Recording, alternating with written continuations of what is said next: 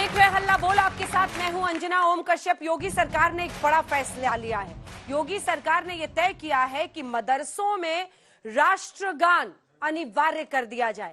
आखिर इसके पीछे क्या सोच है, इसी पर करेंगे चर्चा। सबसे पहले तालियों के साथ स्वागत है जनता का जो आज यहां पर दागेगी सवाल। उसके बाद मंच पर मौजूद गौरव भाटिया का तालियों के साथ स्वागत कीजिए, प्रवक्ता भारतीय जनता पार्टी के, जो चर्चा में शामिल होंगे। अनुराग भदौरिया समाजवादी पार्टी के प्रवक्ता यहां पर जुड़ रहे हैं।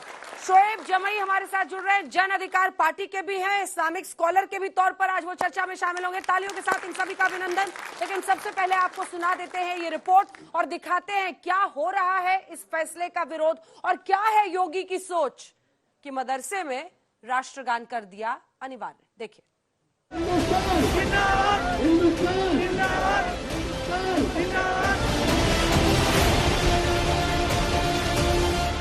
यूपी के मदरसे में अब तस्वीरें बदली बदली दिखेंगी। रोज राष्ट्रगान होगा, देशभक्ति के गीतों से मदरसे सराबोर होंगे। यूपी की योगी सरकार ने मदरसों में राष्ट्रगान को जरूरी कर दिया है। बाकायदा आदेश जारी कर रोजाना राष्ट्रगान अनिवार्य कर दिया गया है। वो चाहे सरकारी सहायता पाने वाले मदरसे हो या बिना सरकारी सहायता वाले मदरसे, नया नियम सब पर लागू होगा। यूपी में मदरसे में सुधार को लेकर योगी सरकार लगातार सजग रही है। योगी सरकार ने सुधार की कई योजनाएं मदरसों में लागू की हैं। मदरसों में धार्मिक शिक्षा के साथ साथ गणित विज्ञान की भी पढ़ाई कराई जा रही है। मदरसों तक सरकार का नया आदेश पहुंच चुका है और उन्हें इसे लेकर कोई ऐतराज भी नहीं है। जो मदरसों में पढ़ने के लिए आएंगे उनको विशेष रूप से नए सत्र से हम लोग ने कहा है कि जो प्रेयर होता है सुबह, जो दुआएं होती हैं, उसमें सारी दुआओं के साथ साथ राष्ट्रगान, जो जनगण मन अधिनायक जय है, उसको भी बच्चों को बताया जाए, सिखाया जाए, गवाया जाए, और ताकि वो देश और समाज की मुख्य धारा में शामिल हो सके। न छात्रों को कोई दिक्कत है, न शिक्षकों को, और न ही मदरसा के संचालन करने वाले अफसरों को। लेकिन मदरसा में राष्ट्रगान पर नेताओं के पेट में जरूर दर्द होने लगता है।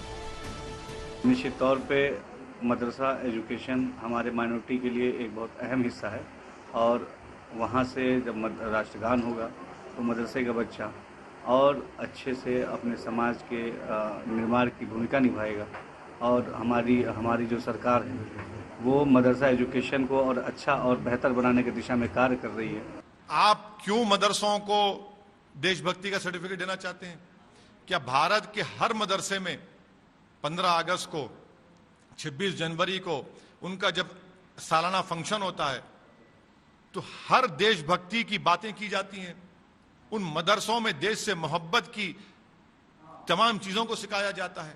अगर कोई इन मदरसों से आलिम दीन मुफ्ती बनता है तो वो देशभक्त होता है, मगर आप शक की नजरों से उनको देखते हैं, आप शक की नजरों से उनको देखते हैं, इसीलिए इस तरह का कानून बना रहे हैं आप। सर, पूरे मुल्क में राजनीतिक दलों ने म्यान से तलवारें निकाल ली हैं और इसे देखकर कोई हैरानी भी नहीं हो रही, क्योंकि एक तो मदरसा, उस पर राष्ट्रगान का आदेश, तो सियासत के लिए इससे मुफीद मौका और क्या हो सकता है।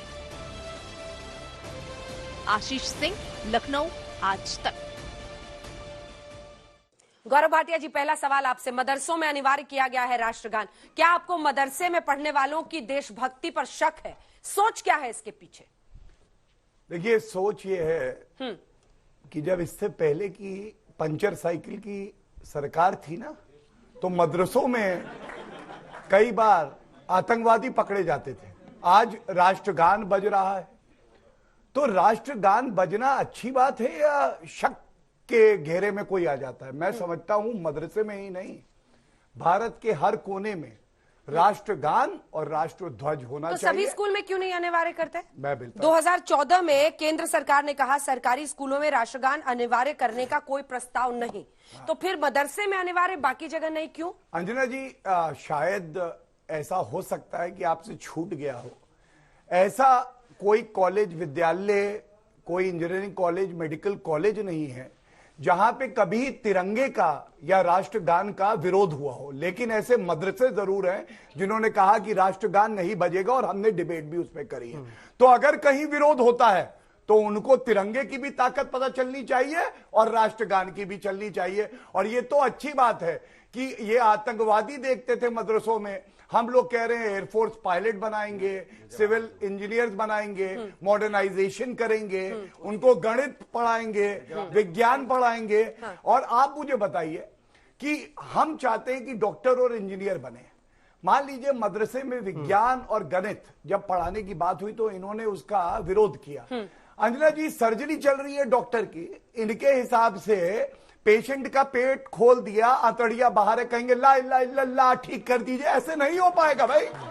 गणित और विज्ञान, अंग्रेजी, हिंदी सब पढ़नी पड़ेगी। और ये जो सुधार है ये भारत के लिए जरूरी है, ये हमारे मुसलमान जो बच्चे हैं उनके लिए भी जरूरी है। चलिए अनुराग जी जवाब दीजिए, देखिए क्या गलत है इस फैसले? वही मैं कहने वाला हूँ। दरअसल में मैंने तो नहीं बोला इसमें गलत है। हम तो कहते हैं हिंदुस्तान के हर नागरिक को हर स्कूल में होना चाहिए तो आप योगी जी के फैसले का स्वागत कर रहे हैं? नहीं, मेरी बात सुनिए ना। तो ये जब आप हिंदुस्तान की बात करते हैं तो हिंदुस्तान में सभी स्कूल की बात होनी चाहिए, सभी मदरसों की बात होनी चाहिए, सभी जो और अंग्रेजी स्कूल है उनकी भी बात होनी चाहिए। ऐसा क्यों नहीं कॉन्वेंट स्कूल में क्यों नहीं होगा राष्ट्रगान? क्यों नहीं होगा भाई? आप ले आते अपनी आप बोलो सरकार ना में। क्यों नहीं होगा, क्यों नहीं होगा? मैं यही बोलना चाहता हूं कि ये जो सिलेक्टिव राजनीति करते हैं, क्यों राजनीति करते हैं ये? अभी कह रहे थे कि मदरसों में डॉक्टर इंजीनियर पैदा होंगे, बिल्कुल पैदा होंगे, तब भी पैदा होंगे, अब भी पैदा होंगे, लेकिन पैदा होने के बाद क्या होगा? पैदा होने के बाद कोई रोजगार ही नहीं मिलेगा उन्हें, मैं वो सोच बैठे ही नहीं थी रहेंगे। कि आप महंगाई के मुद्दे नहीं, और वही बेरोजगारी रोजगार, पर कमाएंगे। अरे पैदा तो किए जाएंगे, पैदा हो भी रहे हैं, लेकिन उनके लिए सरकार कर क्या रही है? सरकार उनके लिए तो कुछ नहीं करती है ना। कहते हैं ना कि विदेश में डंका बज रहा है, यहां नहीं मिल रहा है ढंग का एक काम। विदेश में डंका है कि विदेश में डंका बज रहा है चारों तरफ, लेकिन हमें ढंग का काम तो यहाँ रोजगार मिल जाए लोगों को, इसकी चिंता कोई नहीं करेगा क्या? हमेशा देखिए मुद्दे क्या है, मुद्दे क्या है? मदरसा, मुद्दा क्या है? ज्ञान व्यापी, मुद्दा क्या है? ताजमहल, मुद्दा क्या है? कुतुब मीनार, मुद्दा क्या है? लाल किला। फिर जिंदगी से जुड़े जो मुद्दे वो कहां चले जाएंगे? जो हमें रोजमर्रा की जिंदगी में चाहिए जीने के लिए, वो मुद्दे कहां होंगे? कैसे होगा एक बच्चा अपनी मां की सेवा कैसे कर पाएगा जब वो रोजगार नहीं पाएगा? 24 साल का बेटा ये इस बात के लिए हमेशा चिंतित रहेगा कि मां को कैसे हम अपनी साड़ी खरीद के लाके देंगे, क्योंकि मेरे पास रोजगार नहीं है। मां इसलिए नहीं सो पा रही है कि मेरा बेटा बेरोजगार है, और बेटा इसलिए नहीं सो पा रहा है कि मैं 24 साल में अपनी मां की नहीं सेवा कर पा रहा हूं। बड़ा अच्छा है, लेकिन जनता को समझा क्यों नहीं पाए? क्या हो सकती है? और हम किसमें अटके हुए हैं? आरती, अजान, मदरसा, लाउड स्पीकर, जनता को क्यों नहीं समझा इसमें अटके हुए हैं हम। सोचो जनता को क्यों नहीं समझा पाए? मैं आपसे एक प्रश्न पूछ रही हूँ, तो जवाब दे रहा हूं, बहुत सीरियस सवाल है, जवाब दे रहा हूं। आप जनता को क्यों नहीं समझा पाए कि ये असल मुद्दे हैं, ये आपको भटकाते हैं? फिर क्यों बीजेपी की जीत होगी? मैं बता रहा हूं, जनता क्यों नहीं समझ पाई? मैं बता रहा हूं। हाँ। जब बीजेपी की सरकार थी, बीजेपी 325 सीटें लेके आई थी, 46% वोट पे थी, हम 22% वोट पे थे। जनता की समझ में आया, उसने मुझे 38% वोट दिया। 38%। वो सच है कि सीटें आगे पीछे हो सकती है, कोई 2000 से आ गया, कोई 200 से, कोई 150 से, वो हो सकता है सरकार किसी की बने। इसका मतलब नहीं कि सरकार हमारी बन गई तो हम बेरोजगारी बढ़ा दें, इसका सरकार हमारी बन गई तो हम महिलाओं पर अत्याचार बढ़ा दें, सरकार हमारी बन गई तो कानून व्यवस्था ध्वस्त हो जाए, सरकार हमारी बन गई तो बिजली ना आए। इसके मतलब सरकार हमारी होगी तो हम कुछ भी करेंगे, अब कोई बात नहीं, ये अत्याचार होता रहेगा क्योंकि सरकार मेरी है। शोएब जमई जी, क्या आप भी इस फैसले का स्वागत करते हैं? राष्ट्रगान है ये। देखिए, राष्ट्रगान और तिरंगा ये दो ऐसी चीज है जिस पर मुझे नहीं लगता कि किसी भी इस देश में किसी धर्म ने, किसी समाज ने कभी भी कंट्रोवर्सी की हो, किसी ने उंगली तक नहीं उठाएगी। लेकिन हाँ, एक इतिहास जरूर है। हमारे गौरव भाटिया जी चूंकि अभी नए नए बीजेपी में आए, पहले सपा में थे, इनको शायद इतिहास नहीं पता होगा। आरएसएस का इतिहास सुन लीजिए। गांधी जी ने 26 जनवरी 1930 को ही पहली बार कहा था कि पूरे देशवासी जो है तिरंगा फहराएं। पूरे देश में सारे देश के हिंदू मुसलमान सब ने तिरंगा फहराया। आरएसएस ने कहा हम तिरंगा नहीं फहराएंगे, और वो जो तिरंगा नहीं फहराया वो 70 सालों तक, 2001 में पहली बार नागपुर के इनके हेडक्वार्टर में तिरंगा फैला। इतने बरसों तक कभी तिरंगा नहीं फहराया, नंबर 1। नंबर 2, सबसे पहली बार जो जन गण मन है, हमारा नेशनल एंथम, उसका विरोध आरएसएस ने किया। उन्होंने कहा कि ये तो टैगोर साहब ने इसलिए लिखा था क्योंकि किंग जॉर्ज V को खुश करना था। ये इनका इतिहास है, समझ।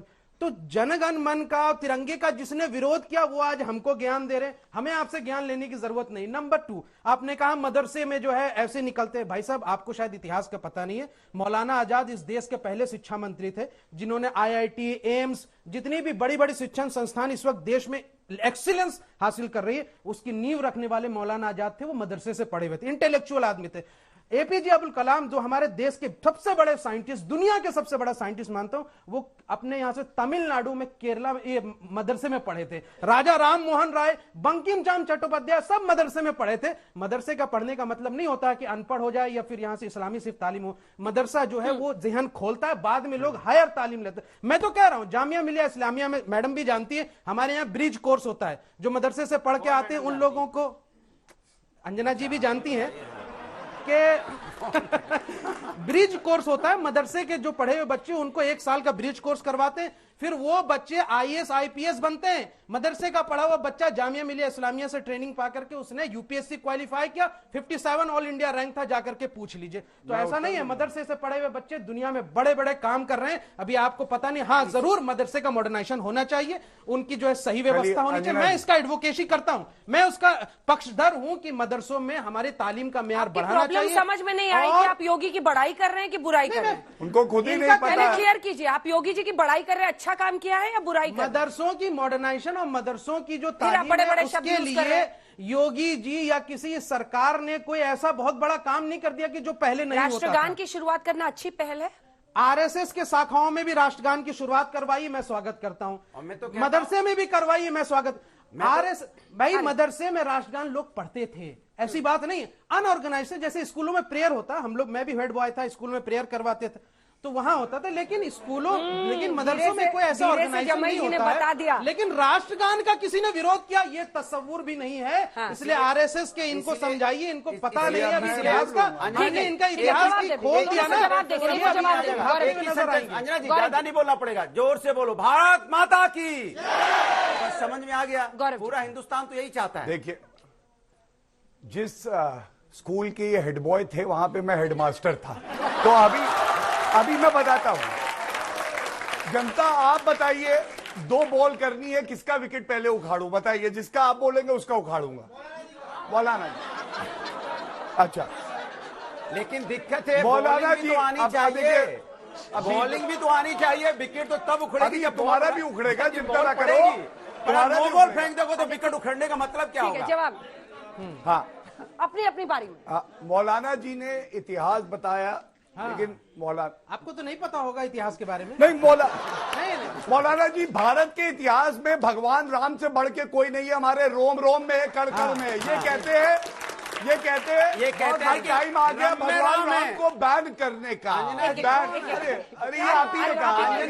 अंजना जी, रम्य राम है, रम्य राम कहने वाले लोग अब कह रहे हैं कि कण में राम है। प्लीज अपनी अपनी बारी। अंजना जी, मैं याद दिला रहा हूँ, ठीक है, आपको मौका आएगा तब बोलिएगा, मिस्टर जमाई, बीच में नहीं। अच्छी बात है। अरे आप हेड बॉय थे तब भी यही करते थे क्या?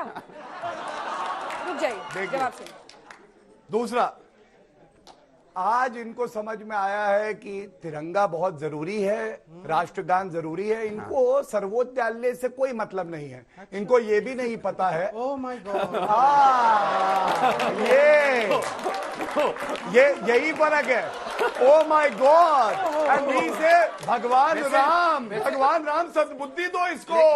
इस मौलाना की दाढ़ी में सारे तिनके हैं, इसको ठीक करिए। सुनिए, बीच में मत बोलिए। अरे मोदी जी की दाढ़ी तिनका है क्या? यहाँ से ये तिनका ढूंढते फिर कहाँ तिनका? दाढ़ी तिनका कहाँ है? दाढ़ी कहाँ है? शोएब जी प्लीज बीच में मत बोलिए। आप बहस के स्तर को बहुत नीचे ले जाते हैं जब बीच में बोलते हैं। रुक जाइए ना, आप करेंगे फिर ये आपसी नोकझोंक चलती रहेगी। जनता को भी सवाल दागना है, जनता को भी सवाल पूछना। देखिए, इनकी सोच क्या है मैं बता दूं। पहले तो आप सब लोग पत्रकार के क्षेत्र से भी पत्रकार हैं, आते हैं पत्रकारिता से, लॉ भी पढ़ रहे हैं, लॉ भी पढ़ रहे हैं।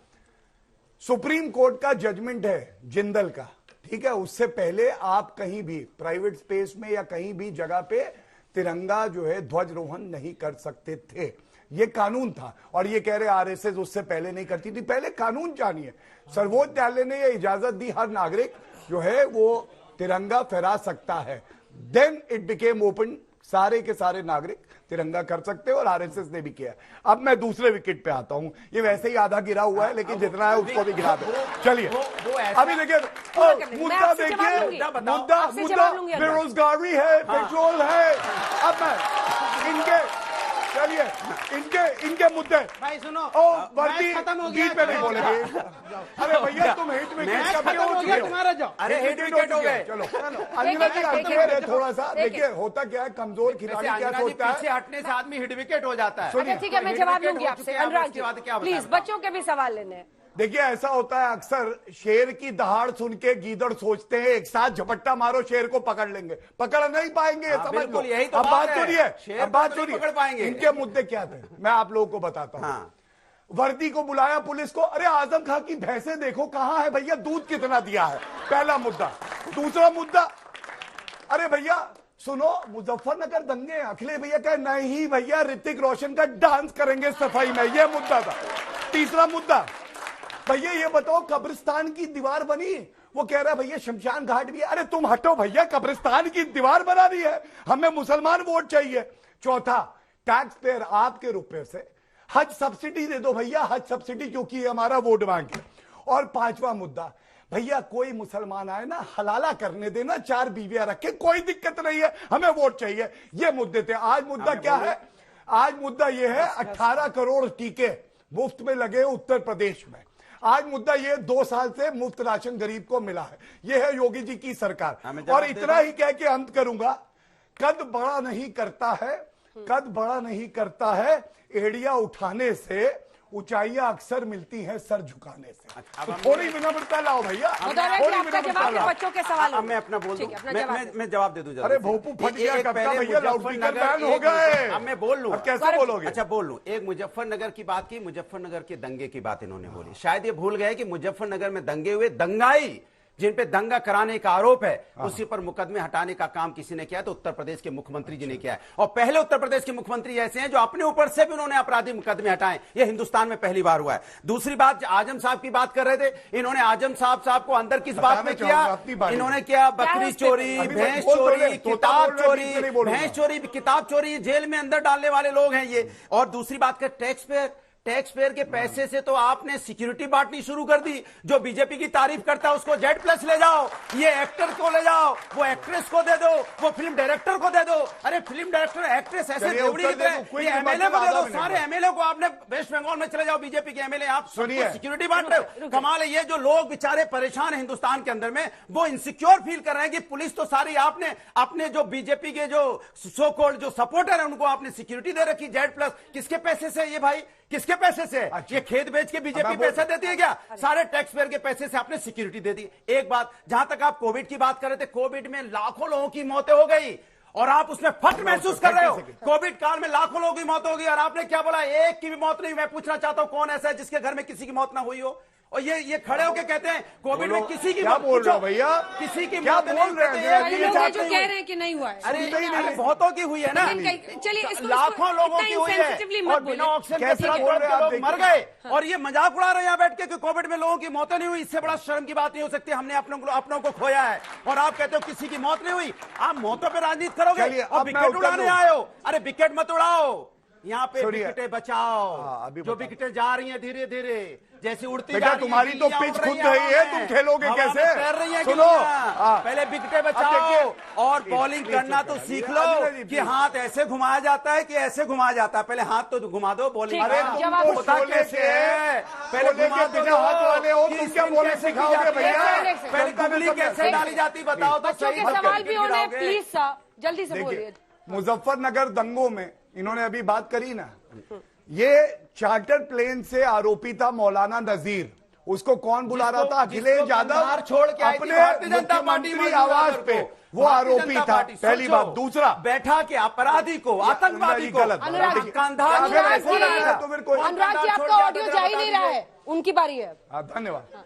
दूसरा, अरे अपनी बात तो कहूंगा कि आपकी बात पूरी अरे भाई नो बॉल फेंक रहे, आप कह रहे हो ठोको ही मत। नो बॉल होगी तो बताना पड़ेगा ना नो बॉल है। इशारा तो यही होगा ना नो बॉल का। ये बहुत अच्छी तस्वीर है, घर पे फ्रेम करानी चाहिए अखिलेश यादव को।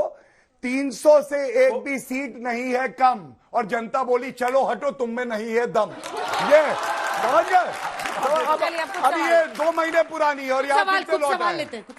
सर मेरा क्वेश्चन है कि आपने कहा कि मैं राष्ट्रगान के पक्ष में हूँ, लेकिन महाराष्ट्र में कुछ मौलवी लोग हैं जो वो राष्ट्रगान के पक्ष में नहीं है। वो कह रहे हैं कि राष्ट्रगान अगर डेली डेली होता है तो इससे राष्ट्रगान का अपमान होता है। आप इस पे क्या कहेंगे? जो भी मौलवी या मौलाना, चाहे पंडित हो या आरएसएस हो या कोई भी हो, अगर राष्ट्रगान के पक्ष में नहीं है तो देशद्रोही है, उसको अंदर कीजिए जेल में।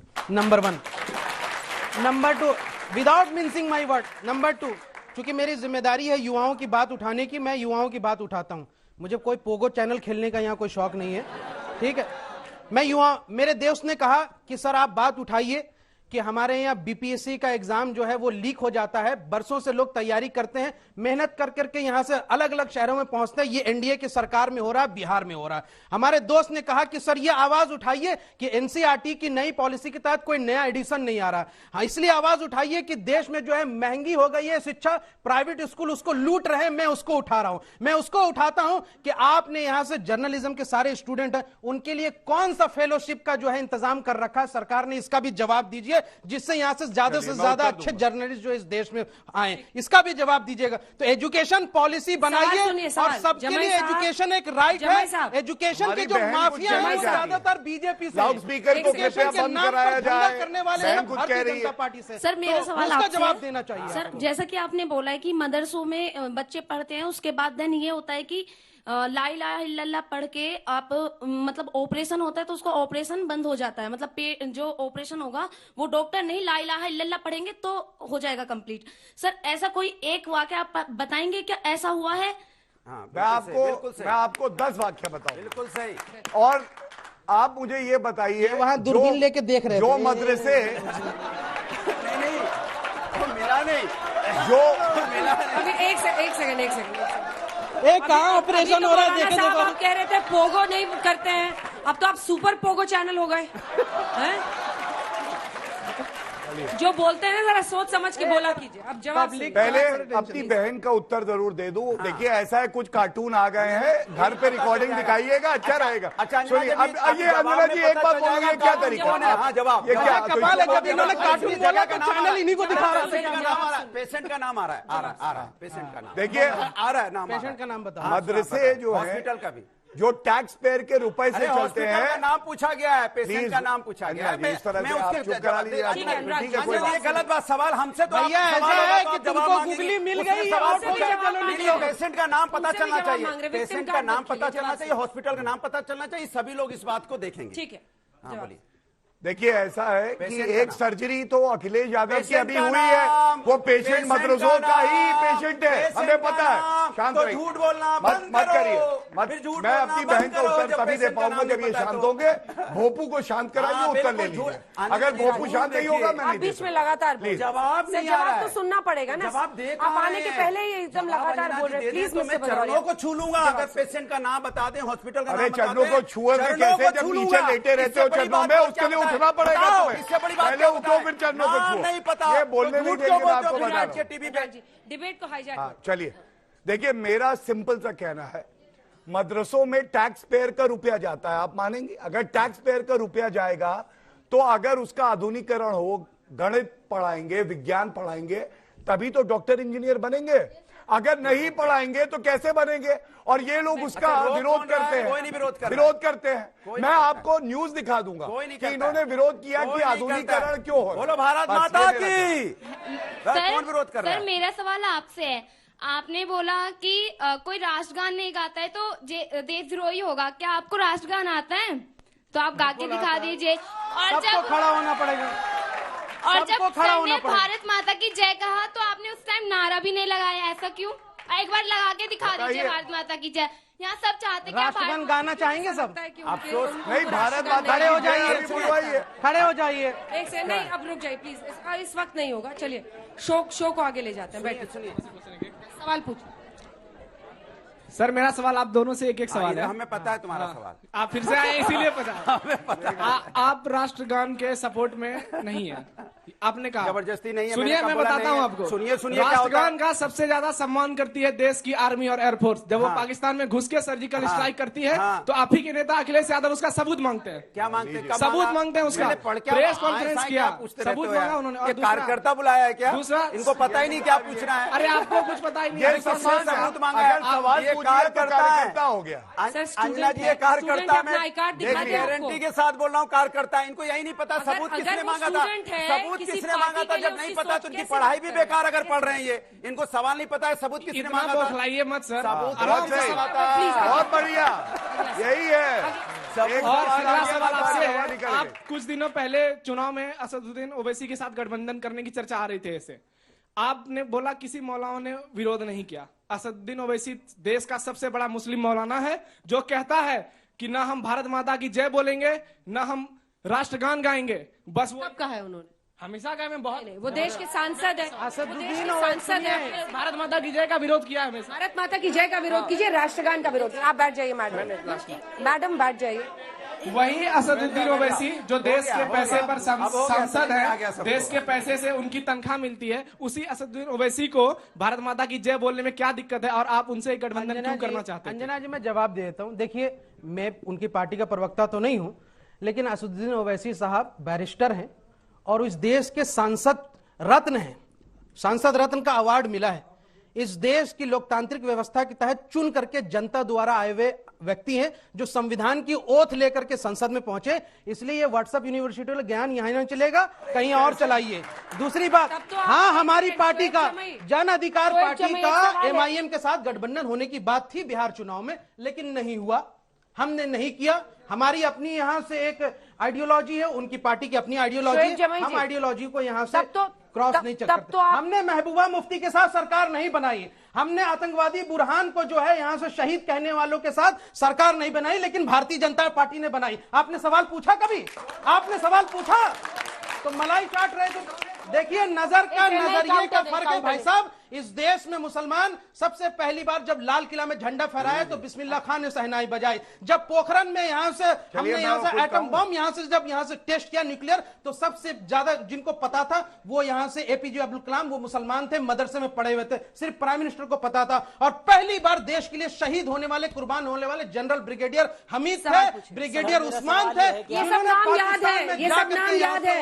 सुनिए, ये भाषण का मंच नहीं है, इसलिए आपसे जब मैं सवाल करती हूँ तो आप देखते नहीं है इधर। उसको कोई गवाही देने की शोएब जमाई इधर देखिए ना, मैं सवाल पूछ रही हूँ मैडम, आप भाषण देने लगते हैं। मंच थोड़ी है सर आपके भाषण के लिए, उतना ही जवाब दीजिए। लेकिन सवाल ये है कि आप सांसद रत्न कह रहे हैं असदुद्दीन ओवैसी के, उनके भाई अकबरुद्दीन ओवैसी गए थे औरंगजेब की मजार पर, उनकी कब्र पर फूल चढ़ाने, आप इसके भी समर्थक हैं? तो औरंगजेब के जुड़वा भाई यही तो खड़े हैं।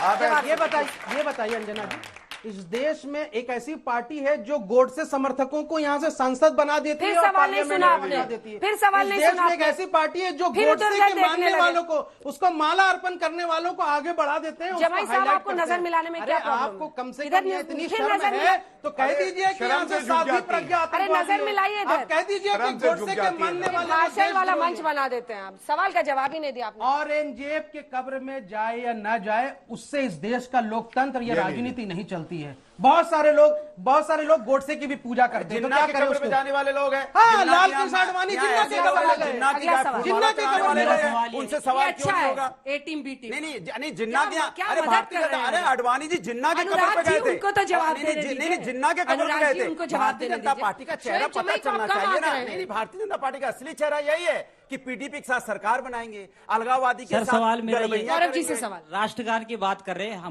मदरसों में राष्ट्रगान होना चाहिए, लेकिन जिन मदरसों में वो मौलवी पढ़ाते हैं, आपने उनको नौकरी देने की बात कही और उसमें और अच्छी तरह से पढ़ाई करने की आपकी सरकार ने अभी तक बात की है इसको लेकर? मेरे भाई, आपको मैं ये बता दूं कि जो बजट पिछली सरकार में था उससे ज्यादा सेंट्रल गवर्नमेंट ने भी माइनॉरिटी के लिए और मुसलमानों के लिए बजट दिया। और करीब, अगर मेरा आंकड़ा सही है क्योंकि वो मेरे पास कागज नहीं है, ऐसे 1500 से ज्यादा फर्जी मदरसे जिनको ये पूरा खर्चा देते थे क्योंकि वोट बैंक समझते थे, उनको निरस्त करके जो टीचर पढ़ा रहे हैं उनको आज रुपया जा रहा है। ये फर्क है योगी जी की सरकार में और पंचर साइकिल की सरकार में। फर्क ये है कि योगी जी की सरकार में, योगी जी की मदरसों में सरकार नेशनल में एंथम यहाँ पे कंपलसरी ज्यादा करना सुरक्षित ये तो महसूस कर ठीक रहे है, हैं। ये एक मेन टॉपिक है, शायद इसीलिए आपने उठाया है। लेकिन अगर जो बच्चे मदरसे में पढ़ लेंगे नेशनल एंथम, क्या गारंटी है कि वो बेरोजगारी का सामना नहीं करेंगे, उनको एम्प्लॉयमेंट मिल जाएगा? बिल्कुल। जो देखिए, आपको एक आंकड़े से देता हूं, अभी बीच में भोपू बजेगा, उसकी गलती मेरी नहीं है, ठीक है? देखा, बच गया। फिर मैं कह रहा हूं, दो बड़े बात कर रहे हैं, बच्चे बीच में कूद के आ रहे हैं, पोगो लगाओ भैया, दिखाते रहते मैं हैं। उसके बाद तो उत्तर नहीं देखो यहाँ इतिहास है, मैं उत्तर नहीं ये देखो यहाँ पे ये इन्फ्लेशन। अनुराग जी, आपसे आपसे सवाल होगा तो आप जवाब दीजिएगा। रुक जाइए, अब उनसे सरकार से उन्होंने बच्चे बोला कि सवाल कर रहे हैं, खिलाएंगे तो उसमें मैं भी आप पहले बता दिया कि भाई क्या आपको होने वाला जवाब है। सुनने में इंटरेस्ट ही नहीं है, गलत है ना। आपका नाम गौरव भाटिया। मेरी बहन ने एक सवाल किया, आंकड़ा एक लाइन में उत्तर दे देता हूं। 5 लाख सरकारी नौकरी उत्तर प्रदेश में 5 साल में दी, 10 साल में बसपा और सपा 2 लाख नौकरियां दे पाई सरकारी। ये 5 गुना ज्यादा हमने दी। आप तो बताइए कोई ईमानदारी से काम कर रहा है और भोपू बचता रहेगा। इस भोपू को भी उतरवाइए, चिंता ना करिए। सर, मदरसे की आप राष्ट्रगान की बात कर रहे हैं, मेरी भी शुरुआती पढ़ाई मदरसे में हुई, वहां राष्ट्रगान होता है। अगर जो हिंदुस्तानी है वो राष्ट्रगान गाएगा, ये मुद्दा ही नहीं है एक हिसाब से देखा जाए तो। इसको क्यों उछाला जा रहा है? कंपल्सरी क्यों किया? कंपल्सरी इसलिए किया अंजना जी, तमाम रिपोर्ट है कि मदरसों में इस पे आपत्ति दर्ज करी गई, चाहे वो तिरंगा हो और चाहे राष्ट्रगान हो। और कहेंगे तो चैनल के इंटरव्यू दिखा दें। चिल्लाइए मत। सुनिए सर, सवाल दुनिया में रहते। गौरव सर से मेरा सवाल है, सर आपने बोला कि मतलब पहले इसका विकेट उखाड़ू कि इसका विकेट उखाड़ू। सर मुझे तो लगता है कि उनका ना इनका, पहले हम ही लोग का आप विकेट उखाड़ रहे हैं, क्योंकि ये बताकर हमको बहका रहे हैं। और पिछले जब इलेक्शन चुनाव के समय आते हैं तो सरकार बहुत बड़े बड़े वादे करते हैं कि इतना नौकरी दी जाएगी, इतना ये की जाएंगे, लेकिन जब चुनाव खत्म होते हैं तो अब सबसे पहला जब कानून लागू होते हैं मदरसा या स्कूल में, तो इसके बारे में जनगणना के बारे में मतलब ये करते हैं, लेकिन अभी तक नौकरी के बारे में कहां तक आपके सरकार ने मतलब ये किए हैं और कितने? हाँ, और जब हम बोलते हैं अब देखो, भोपू को शांत कराने की जिम्मेदारी तुम्हारी है। मैं उत्तर देना चाहता हूं, बेवजह की बहस से मैं दूंगा। एक सेकंड जवाब दोनों पे। पहले स्टेडियम तुम, अंपायर तुम, प्लेयर तुम, विकेट तुम, बॉल तुम, बल्ला तुम, तुम्हें कौन हिट विकेट करेगा या उखाड़ के फेंकेगा बताओ। दूसरी बात, अब चुप हो जाइए, चुप। एक आदमी विकेट, चुप हो जाइए। विकेट कीपर जाएगा, बैट्समैन आप लोग दर्शक देख रहे हैं, ये क्या उचित तरीका है चर्चा का? बन जाएगा। और मेरे भाई, मैंने इससे पहले वाले प्रश्न में भी सरकारी नौकरी का आंकड़ा दिया, उसके अलावा ईपीएफ का डेटा आया है। अब बीच में नहीं मेरे भाई, सुनना पड़ेगा। देखो, आपने सवाल किया, मैं डेटा दे रहा हूं, ये लोग तो कुछ नहीं कर रहे। वो अल्लाह कर रहे। देखिए 1.2 crore central government EPF data नए जॉब 2021 में लगे हैं। ये ईपीएफ डेटा है। और सबसे बड़ी बात है, कभी बेरोजगारी दर आज राजस्थान में 25% है। देखिए, भोपू को बंद करा दीजिए अंजना जी, मैं आखिरी बात, वरना फट जाएगा ये और ट्रीटमेंट कराना पड़ेगा फिर। कौन सा तरीका आप बताइए ना अंजना जी, तो क्या ये तरीका है? आप मुझे बताइए। अगर आप चर्चा का स्तर ये बनाना चाहती हैं, हर प्रश्न का उत्तर देने के लिए मैं खड़ा हूं। अगर आप लोगों को लगता है ये तरीका गलत है, मैं इतना ही कहूंगा, आपको इसका प्रोटेस्ट करना चाहिए। You are a stakeholder. आप मुझसे सवाल पूछ रहे हैं, ये बीच में चिल्ला रहे हैं, गलत बात है। अनुराग जी प्लीज, गलत बात है। आप करना जैसे पूरा कीजिए जल्दी से, अन्य सवाल। मैं अब आपका प्रश्न का जो उत्तर दे रहा था, 25% बेरोजगारी दर है जो है राजस्थान में, और उत्तर प्रदेश में 2% है, गुजरात में 2% है। आप चेक कर लीजिएगा लेटेस्ट डेटा। और अंत करूंगा ये कह के, देखिए, तिरंगे की बात हुई, आर्मी की बात हुई, मैं 2 आपको वक्तव्य बता दूं। ये लोग देशभक्ति दिखाएंगे। आजम खान ने कहा कारगिल की चोटी फतह करने वाले कोई थे तो मुसलमान थे, अल्लाह अकबर के नारे लग रहे थे। आर्मी भारत की होती है, हिंदू मुस्लिम नहीं। और दूसरा, पुलवामा का हमला हुआ, राम गोपाल यादव जी का वक्तव्य है, उन्होंने कहा मोदी जी ने पुलवामा का हमला कराया क्योंकि चुनाव थे। ये दोनों वक्तव्य चेक कर लीजिएगा, धिक्कार है ऐसे लोग। इसीलिए आप लोग खत्म हो। इसीलिए हर बात पे आपने देखा आंकड़े, जवाब आंकड़ा, तो इनका आंकड़ा ऐसा है कि आप अपने दे रहा हूं, सुन लो, इनका आंकड़ा ऐसा है कि कोविड काल में लाखों लोगों की मौत हो गई, सरकारी आंकड़े में एक भी नहीं, किसी की मौत ही नहीं हुई ऑक्सीजन की कमी से। बताओ, ये आंकड़ा है इनका, ये जोकर की तरह बात बोलते हैं। ये पूरे हिंदुस्तान को डॉक्टर बनाने दिया भारतीय पार्लियामेंट में खड़े होकर मंत्री कहते हैं कि सरकार रही, कितनी नौकरियां दी बताइए। इसको आंकड़े की बात करेंगे। ये लॉकडाउन लगाया था, सुनिए, लॉकडाउन लगाया था, लोग यहाँ पैदल चल चल के लोगों की मौतें हो गई, हजारों ट्रेनें खड़ी रही, बस बसेस खड़ी रही। अच्छा, ये गरीब आदमी के लिए नहीं चलाई गई, का टीका नहीं लगवाऊंगा मौत हो गई और छुप के अपने पिता को लगवा दिया, ये बात करेंगे। बीजेपी का टीका किसको बोला था? लॉकडाउन में मरने वालों का आंकड़ा क्या है? छोड़िए, चलिए। लॉकडाउन अच्छा, मुझे इतना पता है, जनता ने आपको लात मार के भगा दिया, मरने वालों का क्योंकि जनता नहीं आप पे विश्वास करती। चाहिए चुनाव जीत के आगे जाइए। मैं अपना फेफड़ा आपके चक्कर में खराब नहीं करूंगा, आप चुनाव जीत के आगे जाइए। अत्याचार का आंकड़ा क्या है? सॉरी अंजना जी, आंकड़ा नहीं। अंजना जी, ये तो खुद चुनाव लड़े थे, हार गए। लखनऊ से चुनाव लड़े थे, जनता ने जमानत जब्त कर दी किसी की, बोपू की। ये बोपू खड़ा हुआ हारे लखनऊ से की नहीं हारे, लखनऊ से हारे की नहीं आउट कर दिया। बताइए, लखनऊ से हार के आए, लेते हो जनता को 2 महीने गायब हो गए थे परिणाम आने के बाद। अब यहाँ के चिल्ला वोट मांगा था जनता को, बोल्ड कर दिया। भैया तुम्हें तो लात मार के हटा दिया, बोल्ड कर दिया। लखनऊ में कहीं रहने लायक नहीं रहे, क्या बोल रहे हैं? बॉलिंग करने क्या हम जाएंगे विपक्ष को बोल्ड करने? बोल्ड कर दिया, सोचो आप। सर मुद्दा राष्ट्रगान था, आप कभी इधर जा रहे हो, कोरोना पे जा रहे हो, कभी मैं जा रहा हूँ, भैया ने बोला मुद्दे से भटक रहे हो सर। आपका सवाल सवाल है हमारे पास सर, रोजगार, महंगाई, इतनी महंगाई बढ़ रही है, उसके बाद मैं उत्तर देता हूँ, उसके लिए बात करो। मैं उत्तर दे रहा हूँ। सुनिए, आपने महंगाई की बात करी, 8 साल मोदी जी की सरकार रही। अगर अजय जी बीच में बोले, मैं नहीं बोलूंगा, सॉरी आंकड़ा ले जाओ, सॉरी आई कांट। अगर बदतमीजी करनी है तो इनसे ज्यादा बदतमीजी कोई कर नहीं सकता है। मैं बोल रहा बदतमीजी करने नहीं हुआ, मैंने पूरे प्लीज।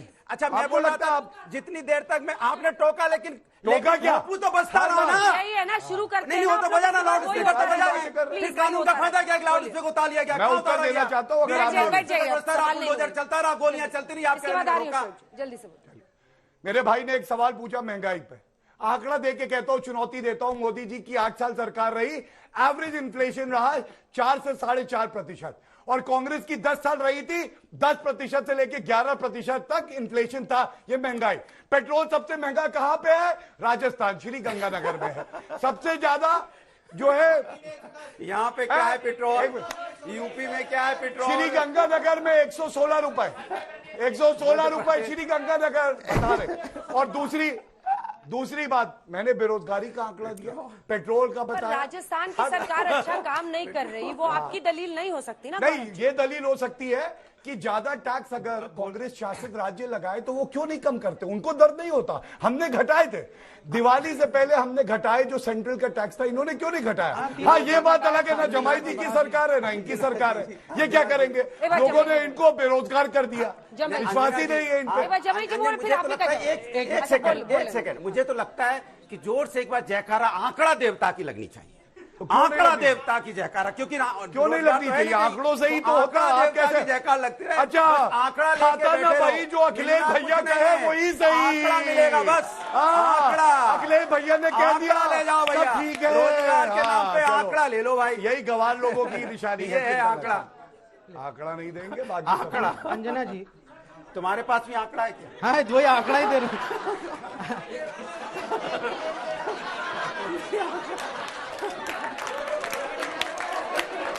क्या कर रहे हैं?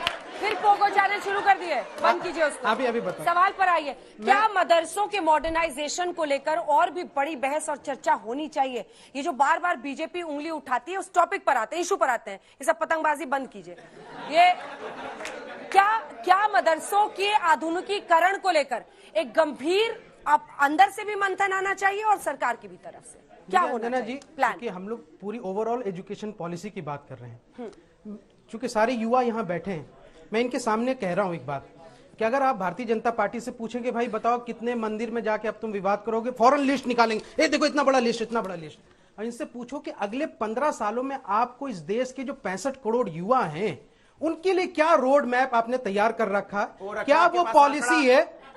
क्या पॉलिसी है? तो इनके पास कुछ नहीं है, बस सीधा जहाज उड़ाएंगे, चल जाएंगे विदेश सीधा। अगर इनसे आप पूछ लीजिए कि बताओ तुम्हारे एजुकेशन, नेशनल एजुकेशन पॉलिसी में जो अब तुमने यहां से ये लागू किया, उसमें शिक्षा के अधिकार के तहत कितना बजट आपने दिया है? और इस साल हर साल जो है यहाँ से बजट एजुकेशन ठीक है, आखिरी सवाल है, इस पर जल्दी से इस पर सवाल कीजिए। इसलिए यहाँ से मैं कह रहा हूँ, जल्दी से इसलिए मैं कह रहा हूँ, अनुराग ने इस देश की स्थिति की हवा हो गए और युवाओं के सपने छूमंतर हो गए। अंजना जी, ये सच है, हिंदुस्तान में जब से भारतीय जनता पार्टी की सरकार आई है, आपको झूठे आंकड़े मिलेंगे, झूठे वादे मिलेंगे, झूठे सपने दिए जाएंगे, उन्हीं में आप जीते रहो। आपके इस हक की बात कभी नहीं होगी, महंगाई बेरोजगारी पर चर्चा कभी नहीं होगी, महिला अत्याचार पर चर्चा कभी नहीं होगी। सिर्फ आपको मंदिर मस्जिद में अटकाए रखेंगे, इसी में आपको बूढ़ा कर देंगे। लिख के दे रहा हूं, आपकी उम्र निकल जाएगी रोजगार की, लेकिन ये चर्चा नहीं करेंगे। आपको इधर उधर घुमाते रहेंगे, कभी इधर ले जाएंगे, कभी इधर ले जाएंगे। गौरव जी, ये फिर हमें आउट करते करते आपको ही आउट कर देंगे। एक सेकंड प्लीज, गौरव जी, ये जवाब सुनिए, कंक्लूडिंग और ये आंकड़े आपकी तरफ देखिए, आप ही की तरफ गिर गया। जवाब दीजिए। देखिए, आंकड़ों में कोई दम नहीं था, यही गिर गया। शांत।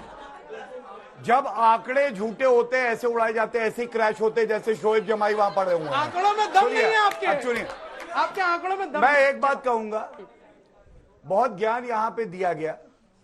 ये जो व्यक्ति खड़ा है, ये क्या कहता है मालूम है? एक इनका ट्वीट उजागर कर देता है। अभी कह रहे थे ये मंदिर मस्जिद करेंगे, ये वो। अब देखो, आपने घबराना नहीं है, सत्ता बदलेगी तो हम इनका भी उखाड़ देंगे। क्या उखाड़ देंगे नहीं पता है। आपने जिन राज्यों में हमारी सरकार है, आपने घबराना नहीं, जो इनकी सरकार कहीं है नहीं ना आने वाली अगले 100 साल, वहां पर भी भगवा दंगाइयों को बख्शा नहीं जाएगा। बुलडोजर तो उन पर भी चलेगा। अब ये शोएब जमाई, इनसे हमें चर्चा करनी पड़ती है। अंजना जी, मैं फिर भी कहूंगा, सलाम है यहाँ की युवा जनता को जिसने सवाल पूछे और मैंने प्रयास किया देने का। एक भोपू बचता रहा, प्लेन उड़ाता रहा, जवाब मिला क्या आपको? एक ही प्रवक्ता का जो तथ्य के साथ आपकी बात धन्यवाद, तालियों के साथ सभी का अभिनंदन।